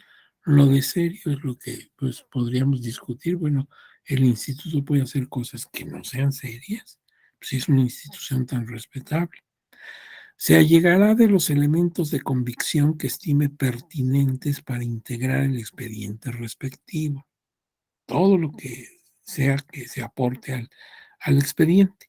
El secretario del Consejo General podrá solicitar a las autoridades federales, estatales o municipales los informes, certificaciones o el apoyo necesario para la realización de diligencias que coadyuven para indagar y verificar la certeza de los hechos denunciados. Y puede solicitarse mediante oficio a órganos centrales o descentralizados del INE que lleven a cabo investigación o recaben pruebas. Entonces, sí puede, concretamente lo hará el secretario del Consejo General, claro, a sugerencia o petición de la unidad técnica, pues puede llevar a cabo eh, lo conducente para pedir mayor información a otras autoridades, incluso ajenas al instituto, si es que es el caso. Cuando concluye el desahogo de pruebas y se agote la investigación, la unidad técnica de lo contencioso electoral pondrá el expediente a la vista de las partes, de ambos, del denunciante y el denunciado, durante un plazo de 5 días para que manifiesten lo que a su derecho convenga. Entonces les está dando pleno derecho de audiencia. Tanto el que denunció como el denunciado pueden ir y ver si están de acuerdo en todo lo que ahí se dice o si tienen alguna objeción, pues la harán del conocimiento del instituto. Transcurrido el plazo, elaborará la unidad técnica de lo contencioso el proyecto de resolución en un término no, o sea, un término máximo de 10 días, que también puede ampliarse por otros 10 días. Ahora bien, la unidad técnica envía el proyecto de la resolución a la Comisión de Quejas y Denuncias para que lo conozca y estudie en un plazo de 5 días. O sea que el proyecto pasa primero a la revisión de la Comisión de Quejas y Denuncias. Ahora, ya sabemos, si el proyecto no es correcto, no le parece adecuado, se lo devuelven a la unidad técnica con observaciones para que haga un nuevo proyecto. Pero vamos a suponer que sí, que está bien. Entonces se le entrega al Consejo General para que se haga un último estudio y vote y resuelva. El que va a resolver es el Consejo General. El proyecto de resolución se envía al presidente del Consejo General, que convoca a sesión. El Consejo General aprueba o rechaza la resolución y establece las sanciones correspondientes. Si se trata ya de aprobarlo, es el único órgano dentro del instituto que puede imponer sanciones, el Consejo General. Y ahí terminaría el procedimiento ordinario sancionador, porque todo se hace dentro del instituto. Ahora, claro, esa decisión del Consejo General la podemos llevar a una apelación, recurso de apelación, ante el Tribunal Electoral. Y como se trata de una decisión de Consejo General, la competente será la sala superior para conocer y resolver. Y ya sabes que puede confirmar, modificar o revocar lo que diga el Consejo. Y ahí termina propiamente el post. Ahora nos toca, claro, conocer el PES, que es la materia fundamental de nuestro tema. Pero el procedimiento especial sancionador o PES se encuentra en los artículos 470 a 477 de la Ley General de Instituciones y Procedimientos Electorales. Y aquí esta lámina, con ella voy a terminar, es muy importante porque me dice el PES para qué. ¿Se acuerdan que al principio nos preguntamos el POS para qué? Bueno, pues ahora el PES para qué. Y en esto del PES procede, ahí lo estamos viendo en esta lámina, cuando se viole lo establecido en la base 3 del artículo 41 del párrafo octavo y el párrafo octavo del artículo 134 constitucional, cuando contravengan normas sobre propaganda político-electoral, cuando constituyan actos anticipados de precampaña o campaña, y también cuando se presenten denuncias o de oficio relacionados con violencia política por razón de género. Esto gracias a una reforma muy reciente que se publicó en el Diario Oficial de la Federación el 13 de abril del año 2020. Entonces, si yo veo, dentro de los procesos electorales, el PES procede para hablar de asuntos de infracción de prerrogativa de acceso a los medios de comunicación, tanto de los partidos como de candidatos, candidatas, de la propaganda político-electoral, por ejemplo, la propaganda negra, y de actos anticipados de precampaña y campaña electoral. Esto en el proceso electoral. Pero dentro del proceso o fuera del proceso, es decir, en todo tiempo, contra violencia política respecto de las mujeres en razón de género. Entonces, esta última lámina nos centra exactamente para qué sirve el PES. El PES sirve en proceso electoral, pues en tiempos en que va a haber elecciones, para el asunto de prerrogativas de acceso a los medios de comunicación, tanto de partidos como de candidatos. También para la propaganda político-electoral que se haya realizado infringiendo las normas de la comunicación política, o para actos anticipados de precampaña-campaña. Y respecto de las mujeres, pues en cualquier momento, porque la agresión política en función de género, pues la pueden sufrir lamentablemente en cualquier momento. Bueno, cuando se dé un caso así, de inmediato el PES. ¿Y por qué el PES? Porque es rápido.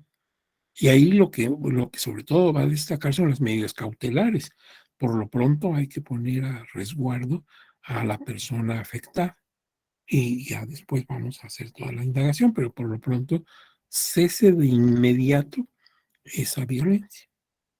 Y con estas ideas me quiero quedar, porque claro, el procedimiento especial sancionador es la esencia de nuestra charla. Entonces tenemos que, pues, tejerla bien, ¿verdad? No podemos hacerlo en 4 minutos que faltan para que termine la sesión. Si ustedes me permiten, voy a dejar de compartir. Ya saben que estas láminas, esta presentación, pues es de ustedes, se las vamos a mandar. Ojalá que les sea de utilidad, porque ahí ya la pueden ver con calma, al amor de un cafecito en tus horas libres. Ya ves que tienes tanto tiempo libre, pues en lugar de andar haciendo maldades, te vamos a mandar eso para que lo leas con calma. De algo te puede ser útil.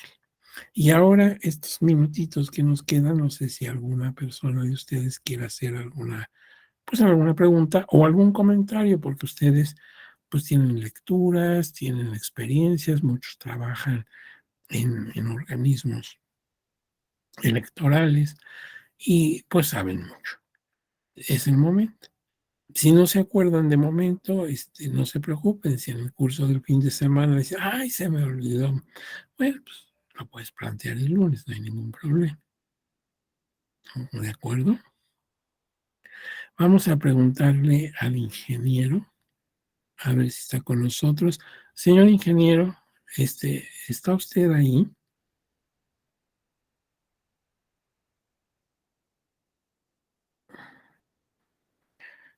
No, no está. La maestra Mónica está.